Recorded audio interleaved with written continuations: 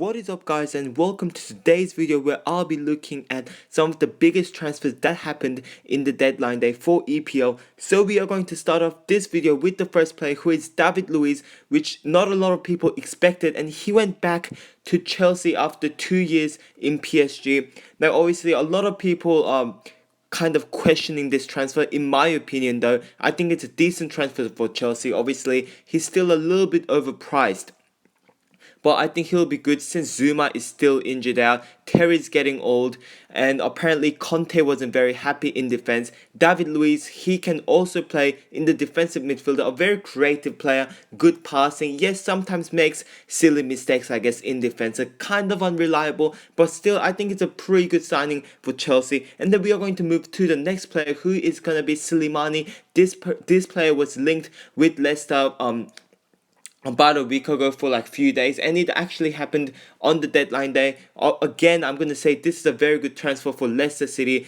Signed a very solid player from Sporting CP, and he would make some good chemistry with Mahrez as well, both from Algeria, and then would make pretty good chemistry in my opinion with Vardy as well. Obviously Ranieri using two at the top, I think it would be pretty nice using Slimani and Vardy at the top, would be pretty good balanced. And then we're going to move to the next player, who is going to be Moussa Sisto, and the only thing I can say about this guy right now is what the fuck is this? Moussa Sissoko.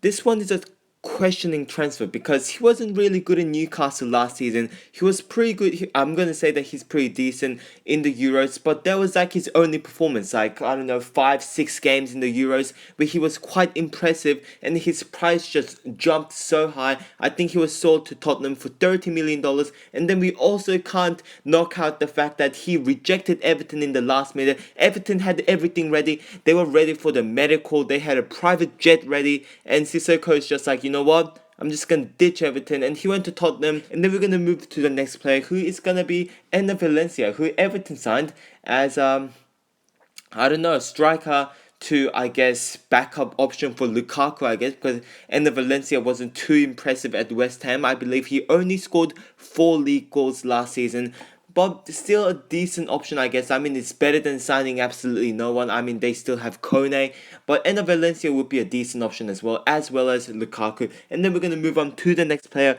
who is going to be Hart, who has moved to Torino. Yes, he was confirmed a few days ago, but now he's like officially confirmed by the club, I guess. He was officially confirmed by Torino today in the transfer deadline day, which I guess is not too bad. I mean, for Torino, amazing signing top class goalkeeper Joe Hart. In Joe Hart's perspective as well, obviously he needed some game time because Pep Guardiola obviously not gonna play him. Signed Bravo. Hart had to go somewhere, and he went to Torino, and I'm not really going to complain because Torino have great history in Serie A. I think it's a great club in Serie A. Definitely not one of the best in Serie A at the moment, but hopefully he can move Torino up to the better place, I guess. Very solid signing for Torino. And then we're going to move on to the next player, who is going to be Mario Balotelli, the troublemaker, has gone to Nice. That's a nice transfer. Wow, okay, I shouldn't have said that. But anyway, that was a really bad joke. But anyway, Balotelli finally managed to find himself a club, which I guess is good on him because I thought he was just going to stay at Liverpool. Like, no one really wanted to sign him except for Nice. I thought he was going to go back to one of the lower Serie A clubs, but he went to League One, which I guess is not too bad for him. It's a pretty good league. And then we're going to move on to the next player, who is going to be Wilfried Bony, going to Stoke City. Once again, Bony didn't really have much game time for Manchester City, wasn't the top player, and then it looks like Pep Guardiola wants to use Iheanacho over Bony, which is kind of understandable. Iheanacho, great player, and he's got great future, very young player as well. Bony had to go somewhere. In my opinion, I thought he was going to go to Swansea City, but he went to Stoke City, which I guess is not too bad as well. I mean, Bony would definitely strengthen up Stoke City because he's still a very classy player. And then we're going to move on to the next player, who is going to be Samir Nasri, who left Manchester City. Once again, another players leaving Manchester City, and he went to Sevilla FC.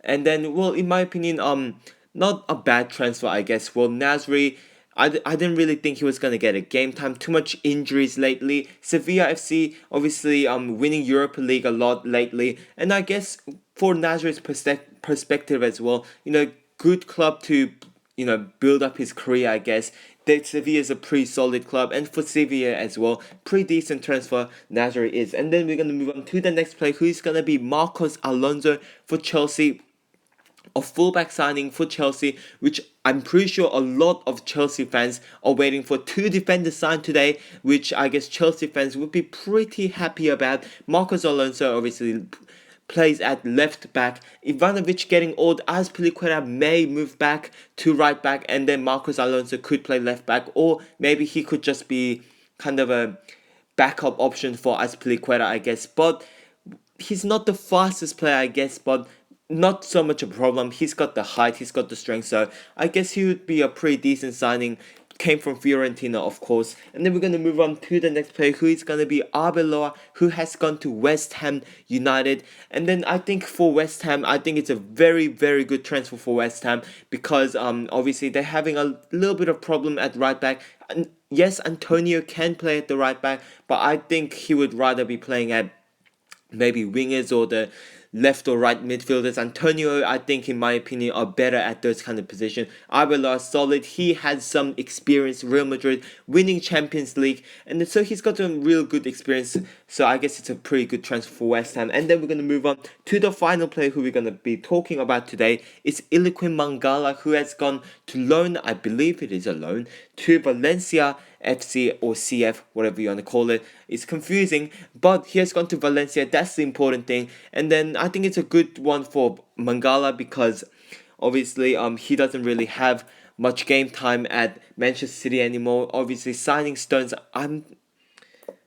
I realize that I'm saying obviously way too much this video. I think I've said it like 20 times already, but obviously, yes, I said it again. But I think Mangala is, and for Valencia's perspective as well, I think it's a good signing, because they need replacement for Mustafi, who has gone to Arsenal officially. Yay, Arsenal fans signed Mustafi. Good signing, by the way. He's a solid player. But Mangala could be a very good replacement for Mustafi leaving. Valencia have, of course, also signed Garay as well, which I think is a pretty good transfer as well. But anyways, guys, this is gonna wrap up today's video. If you have enjoyed it, please hit the like button, subscribe, and goodbye.